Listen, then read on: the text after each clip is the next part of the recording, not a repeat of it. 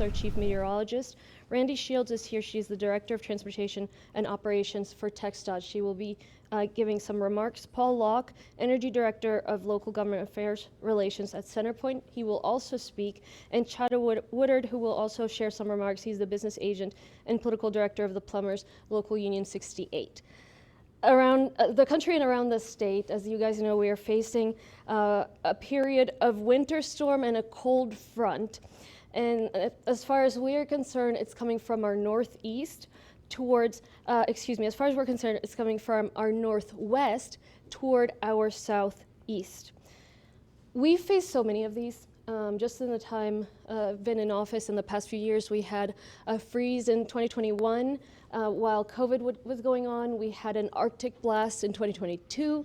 Last year we had snow. Obviously our region only faces these, if anything, once a year, so we're not built for it, but we're used to flexing that muscle of getting through emergencies, and here we are again, and we're working very hard on our end, and I know folks in the community know their piece as well, so you'll find a lot of this familiar.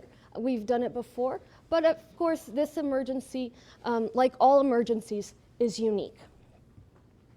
So I want to share with you guys what we know so far, what we're doing as Harris County and government, and what we need you to do.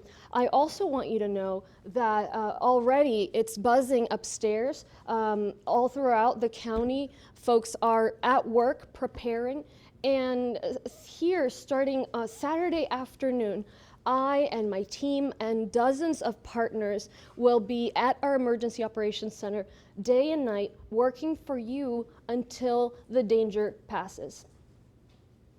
So we're looking at a winter weather event that will bring very cold temperatures. It'll bring freezing rain and some wind to Harris County over the next 3 to 4 days. We're expecting a hard freeze.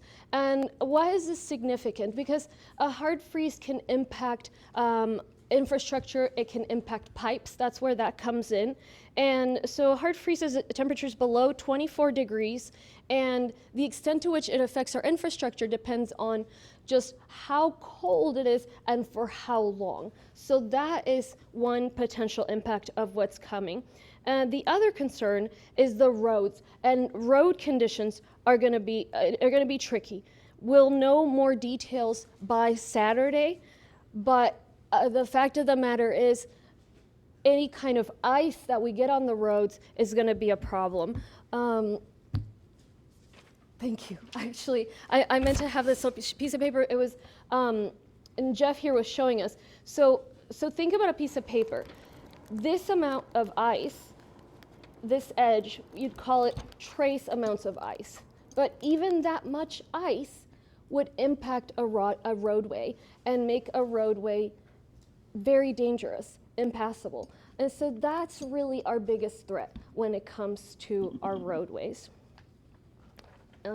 So right now, the most concerned area should be the northwest part of the county, but I don't want people in the city of Houston or in the southeastern parts of our county to believe that they are out of the woods. The forecast is changing, and we cannot rule out ice anywhere in the county, especially on bridges and overpasses. We could also see some scattered power outages, but that is not the main concern here. And I will let Paul Locke speak a little bit to the power situation. I know that's something that we've faced before, and so naturally people are concerned about it. But know that I'm asking all the questions, and I'll also be speaking with ERCOT later on. The level of temperatures extremely cold. As always, we're preparing for the worst. We hope for the best, but we prepare for the very worst. So here's the takeaway for you. We ask that you be where you need to be by 9 p.m. on Saturday. So, you know, I know it's going to be the weekend. Maybe you're making plans now.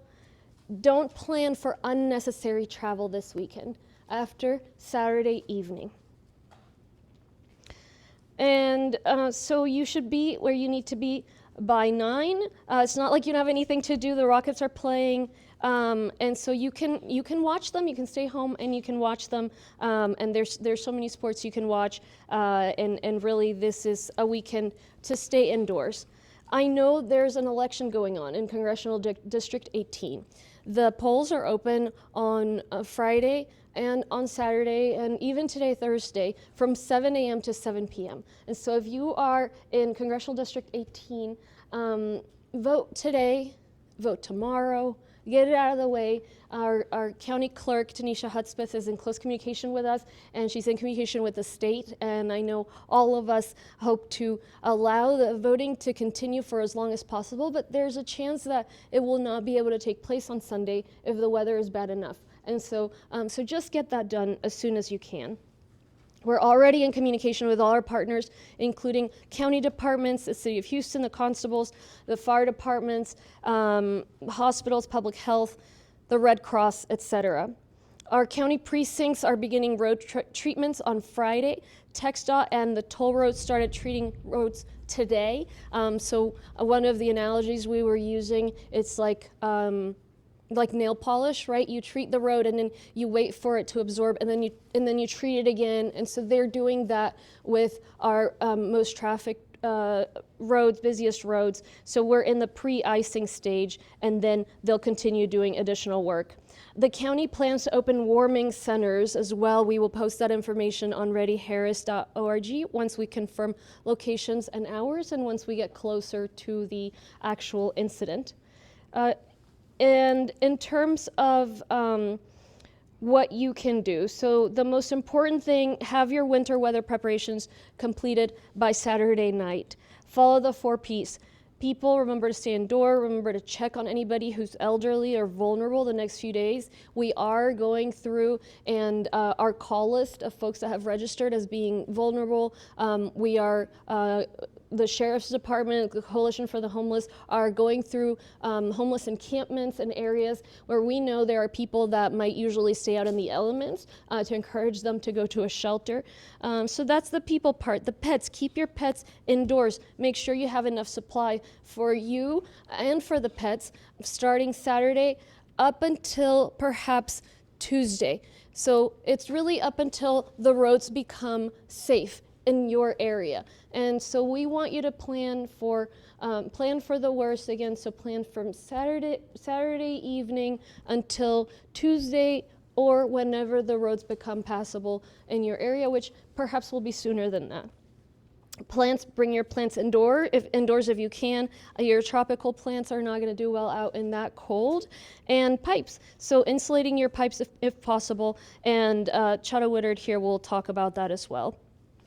About the roads, just avoid going out on the roads this weekend. You should be where you want to be, where you need to be by Saturday night. If you stay home, you reduce the risk for yourself, but you also reduce the risk for first responders who'd have to go and rescue you. And so let's all be responsible this time. I have no doubt that we will be. We've done really well in past events like this one in terms of not being out and about and really minimizing accidents and casualties on the roads. So to conclude here, remember to stay informed. The weather information is very relevant. We'll be doing routine press conferences. We'll be on the radio. Listen to your preferred news channel, what their meteorologist is saying, what their news is. It's going to be really important to stay tuned to our local news, and we'll keep you informed as to how things are looking and how the recommendations change, if at all. Continue to check readyharris.org. And look, the community always does a really great job of following our advice, listening to the warnings, working together. It is an incident that has the potential to be problematic, but I'm confident that we will do our very best, and we will really minimize the impacts to people in our community. So let's all bundle up and stay home for a few days and get through this, and just know we're closely watching and we'll keep the public updated. Let me repeat briefly in Spanish.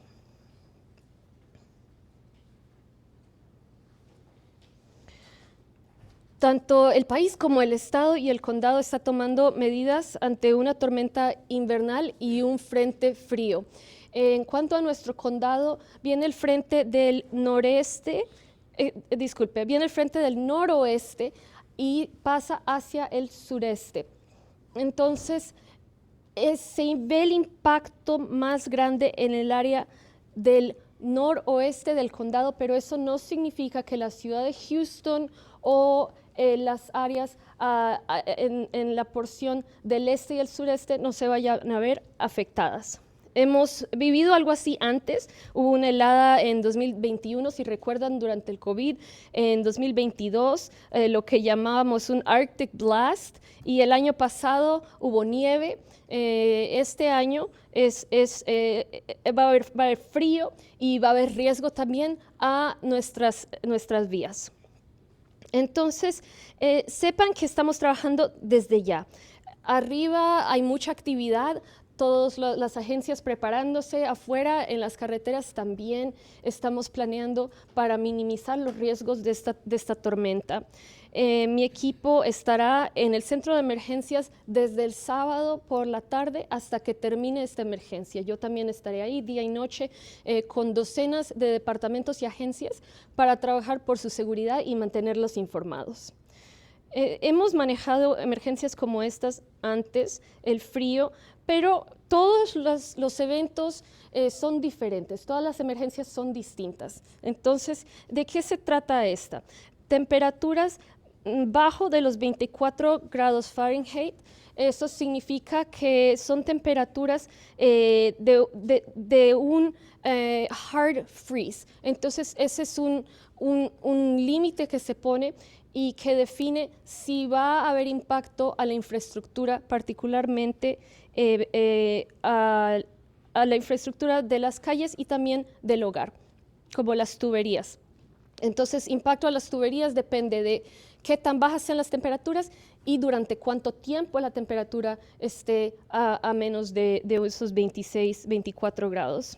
Entonces, una de las preocupaciones son las tuberías, la infraestructura, pero el segundo riesgo es hacia nuestras carreteras. Las carreteras no están preparadas para manejar hielo porque solamente enfrentamos heladas más o menos una vez al año, 3 días, entonces no es algo para lo que estén diseñadas las carreteras.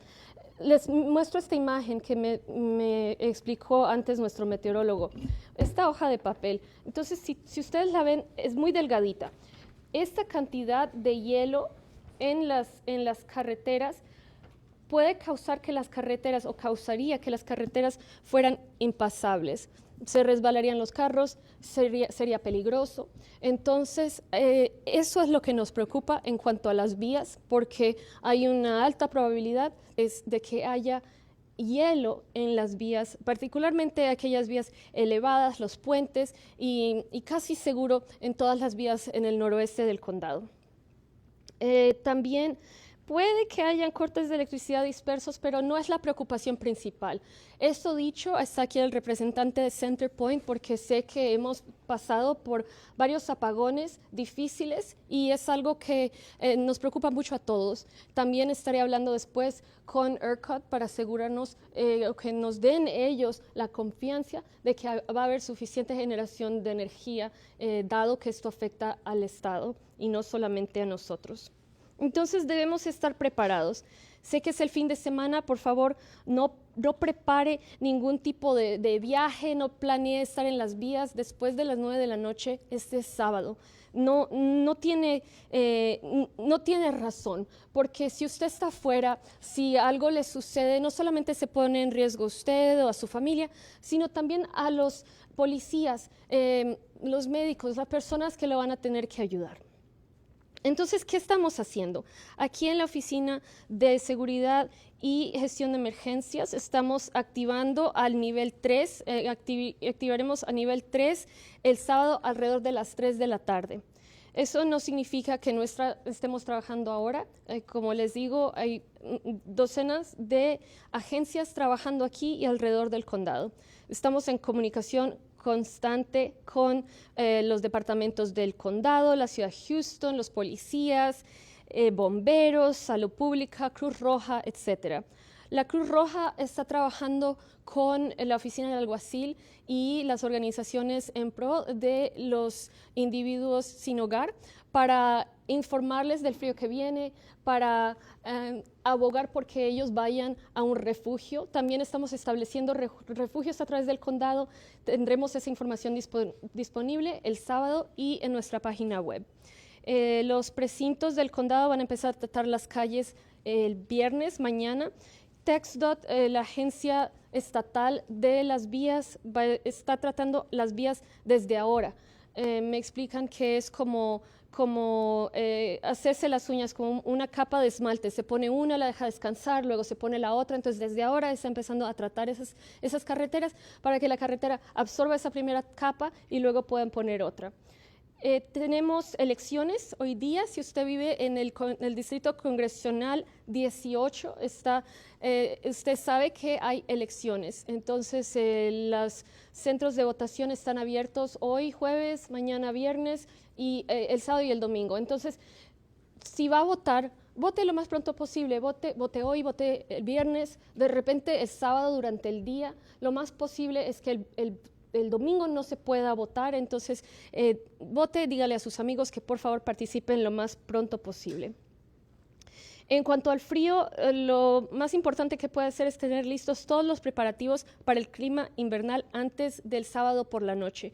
La lluvia helada comenzará el sábado y entonces, ¿cuáles preparativos? Personas, planea quedarse en casa, tener todas la comida, las medicinas, todo lo que necesite usted. Hable con personas mayores o vulnerables en su comunidad. Las mascotas, igual, tener suficientes provisiones para las mascotas unos 3 días. En las plantas, meta sus plantas en casa si puede o cúbrelas. Y las tuberías, aísle las tuberías si es posible y ahorita hablará un experto acerca de cómo aislar las tuberías. En cuanto a las vías, por favor evite salir este fin de semana a menos de que sea necesario o a menos de que le informemos que es seguro salir hacia las vías. Estaremos dando reportes constantes durante el fin de semana y también los invito a que estén muy pendientes de las noticias locales, de los meteorólogos, porque puede que las condiciones cambien para lo bueno o para lo malo. Siempre puede visitar readyharris.org para actualizaciones y orientaciones. Para concluir, la comunidad siempre hace un gran trabajo siguiendo nuestras recomendaciones, especialmente en estos eventos de frío. Ha sido mínima realmente en el pasado los accidentes en las vías, cuando las vías se congelan, porque la comunidad es increíble en cuanto a decir, ok, no vale la pena salir y ponerme en riesgo. Entonces, espero que esa sea la situación nuevamente. Espero que todos podamos abrigarnos bien y quedarnos en casa unos días y superar esto juntos sin mayores problemas. Estaremos vigilando de cerca y manteniéndolos a todos informados. So now we will hear from Chief Lori Christensen, our Harris County Fire Marshal. Thank you. Good afternoon, Lori Christensen, your Harris County Fire Marshal. Thank y'all, and I know oftentimes you hear me giving you safety messages, but I've just got to reiterate. It is about the preparation, and that's what we're doing today. I know we're talking to you. We are working with our precincts, with our fire departments, with our law enforcement partners, all of our city partners. We're talking everything from Houston, Deer Park, those city partners as well. How can we make sure we are all preparing together and as one team through law enforcement, fire service, EMS? I do want you to know we're putting things down to make sure the equipment can get out of the stations. We're talking to each other about how we're going to get critical life safety needs met getting to hospitals. So we're preparing. What I'm going to ask you to do is do the same for you and your family. And what I mean by that is we talk about checking your smoke detectors, right? Yes, check those. I say smoke detectors, heat detectors. Some people, take the batteries out. I know Christmas time was just here. Let's make sure those batteries are in there. The other thing to do right now is this is a great opportunity for you to get with your family and practice 2 ways out of the home. And I say that because, no, we don't want to put you out in the freeze, but we also know that during the winter storms, there could be times maybe you started up your fireplace and maybe you haven't cleaned it, but I know you're thinking about doing that this afternoon. And the other thing is, sometimes you've turned the heater on or you've put a space heater in a place that you forgot you weren't supposed to move it away from the pets, you were supposed to move it away from the blankets, and make sure children who have never seen a space heater turned on understand to stay away. You want to keep that distance. But again, no two ways out. Check your smoke detector. If you have a carbon monoxide detector, check that as well. Not every home requires one. Now, on the carbon monoxide, the other thing I really want to encourage you on, I was talking about the preparations we do, and we get used to this, right? We get better every time. I'd like to say that we have after-action reports, and we always learn something from each other. That being said, why wait until if the power were to go out or you were to need something to get your generator put in a location to start? How about maybe, if you can't do it today, maybe tomorrow, before this cold hits, you go out, take a piece of chalk and put it out on the driveway or put it out somewhere. Take a piece of tape. Practice where you're going to put that generator. And why do I say that? Because you want to have it anywhere from 5 to 10 feet away. You don't want it near the eaves of your house. You don't want it anywhere where it could come back into the garage, into a doorway, into a window. You want to make sure you have a place to put it. The time to put it out there is not when it's cold and you're slipping and you're sliding. Let's make sure you're ready. Now, at the same time, make sure you have all the preparations you need to wrap your pipes. We've talked about that, the pets. And if you have pets outside, which I know I have a lot of friends who, they're in the FAA and they have their animals, let's remember we want to be very, very careful. If you're going to put heat lamps out there or if you're going to put something out there with your pets, remember that can catch on fire and those can be flammable. There are safety ways to put those there so that the animals are taken care of. Take time to look at that now. If you need some help, look it up online, make a phone call. I know Public Health, they do a great job of helping talk about pets and safety. I know all the departments here in the county, and I know I've been talking to the city. We're trying to put out the same messaging. How can we help you prepare? So now we've talked about smoke detectors. We've talked about carbon monoxide. The other thing I want to talk about is not only that escape plan. When I talk about 2 ways out, make sure you have a meeting place for your family. I talk about that because especially if it's cold outside and it's slippery, make sure all of your family knows where you're going to meet. Even if you have visitors, make sure you have a meeting place. Why? We don't want anybody going back inside. Once you get out, stay out. If you can clean out your chimneys, do so. If you're going to start up your barbecue pit or a fire pit, make sure it's away from the home.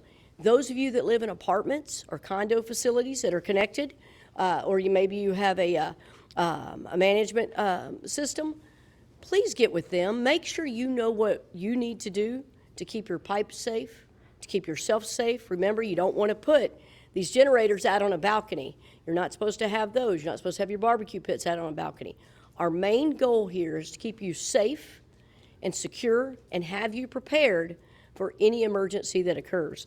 So I do want to, thank the fact that I know my communications director was telling me we have been getting great response from a lot of the community who is, following us on social media and giving us some ideas.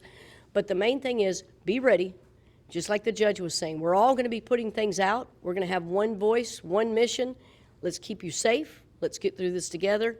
And again, adhere to staying off the roads if at all possible, because we will have emergency equipment out there, law enforcement, fire, EMS, but it's going to be out there for those critical service needs. So if at all possible, please stay off the road. Again, thank you, and I appreciate everything you are doing to prepare. Chief, Yes, would ma'am. you share about the assisted living facilities yes, and ma'am.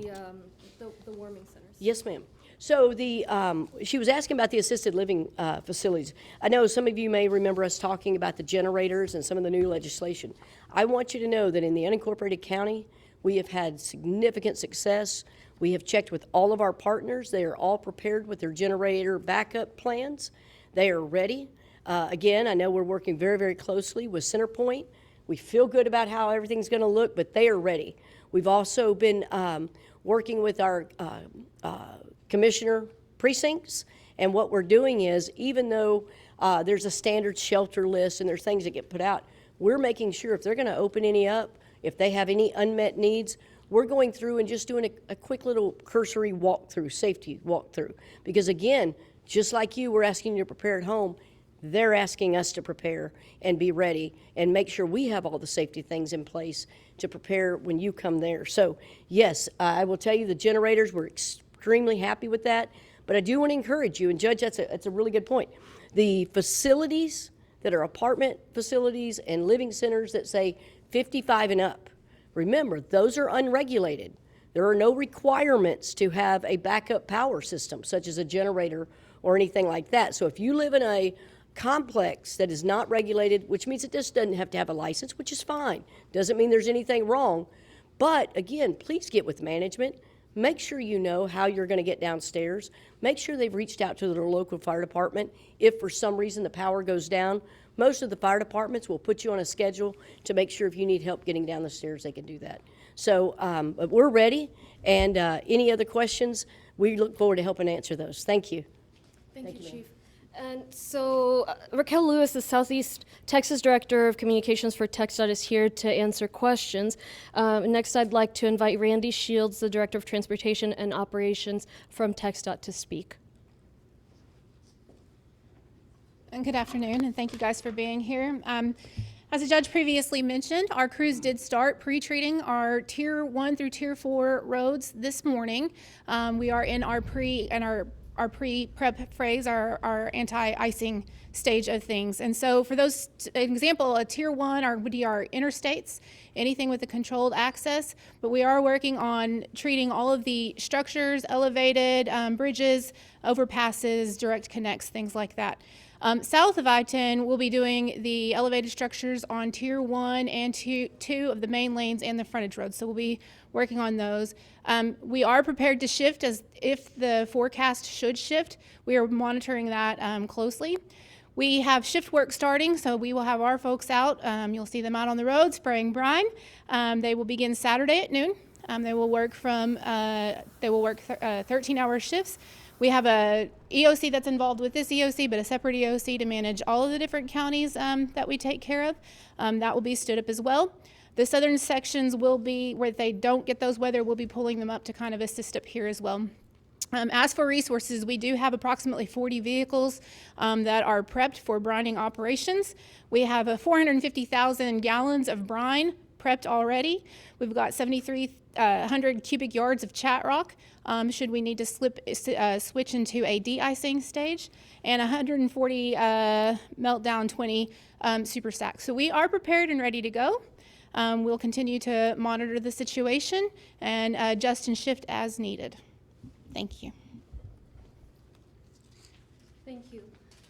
Thank you. We appreciate your partnership and the state's partnership as well. And I want folks to know that the roads outside police stations, fire stations, hospitals will also be treated so that those first responders can do their jobs. Let me invite now Paul Locke, Energy Director of Local Government Affairs Relations at Centerpoint. Thanks, Judge. Centerpoint is prepared and ready to go. We've been monitoring the weather all week. We activated our Emergency Operations Center yesterday, and we've got 3,300 employees ready to work this storm. We have 3 staging sites set up across the region, 2 of which are on the northern side of our territory. We've inspected all of our electric facilities, including all 270 electric substations. We've got 14 compressed natural gas trailers in the strategically located around the region in case there's a disruption with gas supply. And we just encourage our customers to have a plan to stock up on food, water, batteries, and safety is our core value. If you see a down power line, please stay 35 feet away and give us a call. And if you smell natural gas in your house, please step outside and call us, and we will come check it out. Thank you.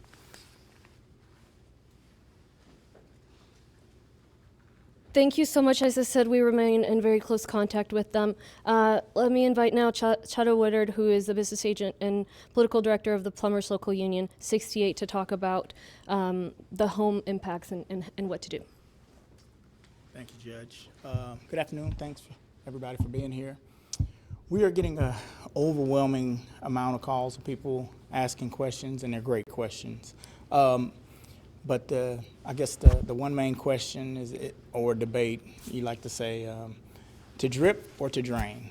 So at each weather event in the past, we've said something different, and that's because everybody's situation is different. You know, if you're, we've had folks who picked up the family member from assisted living facilities and brought them to their home, along with their kids and grandkids and everything, and you know, they just had quite a few people in the home. So those folks, they decided to let their sinks drip overnight. And when you let your sinks drip overnight, you know, we always tell everyone, open your cabinets. Anywhere where you have plumbing piping underneath, you know, keep those cabinets open, let some warm air get in there. You know, if you can, crack your attic, let some warm air get up there.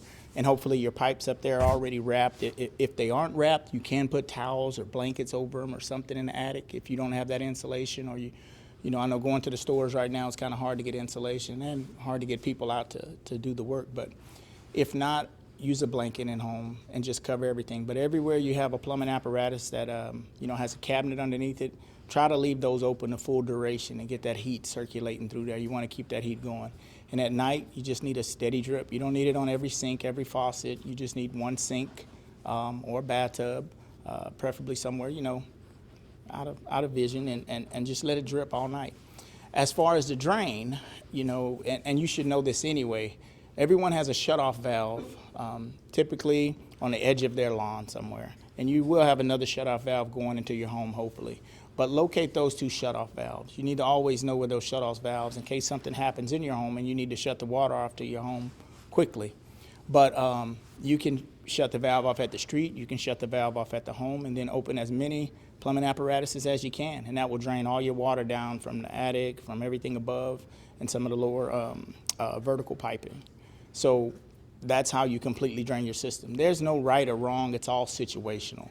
If you're gonna have a lot of folks in the home, if you're gonna have the kids in the home, I have younger children at home, and I don't know what they do without water, so we leave the water on, we practice the drip method. But if I was going to stay with my, you know, elderly mother or sister, and I knew early, I would go ahead and drain my pipe, and I don't want to take any chances while I'm away to have a neighbor call and say, hey, there's water coming out of your garage. Another thing, our technicians, our plumbers are encountering, a lot of people last time wrapped their pipes and they didn't have the insulation. They used towels, which is fine. But going around and now insulating their pipes properly, a lot of people left those towels on. You can't leave the old towels there to get soaking wet. We don't know what type of weather event it's going to be, and everything that we're looking at is showing it's going to be a lot of precipitation preceding it. So if there's a lot of water and it gets that towel wet, you're probably going to do more damage having that wet towel. The temperatures drop, it's going to freeze on your pipe. So if you have an old towel or you left the things on from the last weather event, you know, you might want to pull them off, freshen them up, make sure they're dry, make sure they're completely dry. And when you go to put them back on, you know, cut up a trash bag, wrap around. You know, I've seen people use, you know, grocery store bags that you get to put around their piping in threes and tape it all up. Anything to protect that water from soaking into that towel, that's what you want to do.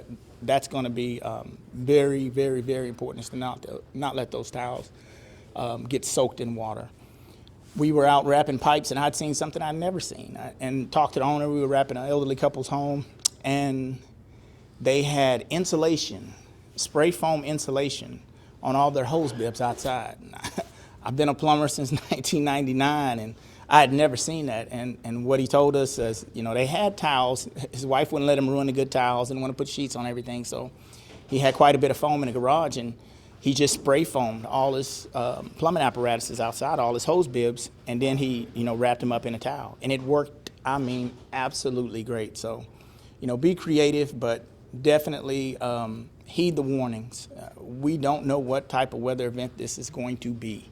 This is a new one even for us with the rain that may precede it, and we don't want to catch anybody off guard. So just take all the precautions, wrap your pipes, reach out to neighbors for help if you can't do it, reach out to your elderly neighbors, you know, if you think they may need a hand. This is a time for us all to come together. That's all. We'll now take questions.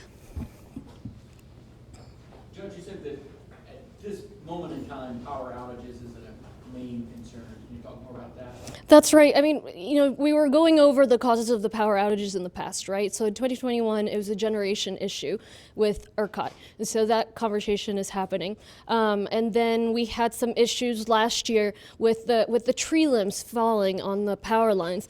Okay, in theory, that's possible if we get enough rain to freeze, if we get a 1/4 inch perhaps of ice, and the tree limbs with a little bit of wind, that falls on the power lines.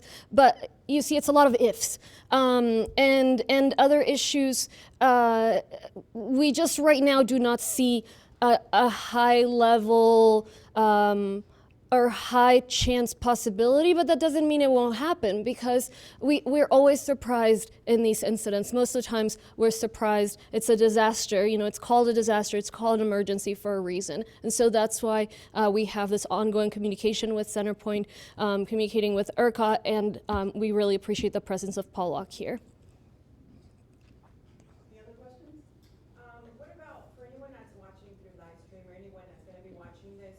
Is there anything that they can do right now aside from like staying home after 9 o'clock on Saturday? But as far as signing up for certain alerts, anything that they can do to get obviously they're getting them from us, but anything that has to do city related, county related?